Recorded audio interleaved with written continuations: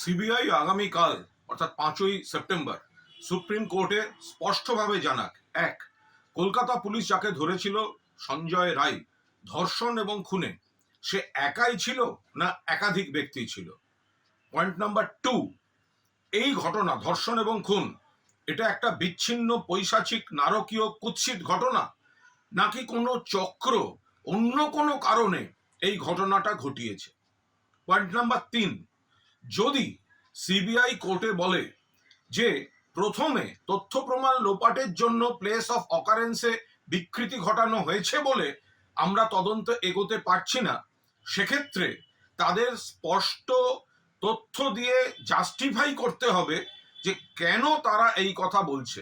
এবং 4, যদি তারা এটা জাস্টিফাই করতে পারে যে প্লেস অফ অকারেন্সে প্রাথমিক বিকৃতির জন্য তাদের তদন্ত এগোতে পারছে না, তাহলে সেই প্লেস অফ অকারেন্স কাদের কাদের দায়িত্বে ছিল, তাদের বিরুদ্ধে সিবিআই ব্যবস্থা কেন নেয়নি এবং কি ব্যবস্থা নিতে চলেছে, এটাও খুব স্পষ্টভাবে জানাতে হবে। জাস্টিস ডিলেড মানে জাস্টিস ডিনাইড। করাপশন চার্জে সন্দীপ প্লাস 3 জন অ্যারেস্ট হয়েছে, অভিযোগ থাকলে উচ্ছন্নে যাক, কিন্তু মূল যে ঘটনা এই নির্যাতিতার ধর্ষণ এবং খুন, সেই মামলার দ্রুত ফয়সালা সিবিআই কে করতে হবে এবং আগামীকাল কোর্টে মূলত এই 4টে পয়েন্ট নিশ্চিতভাবে তাদের ক্লিয়ার করতে হবে।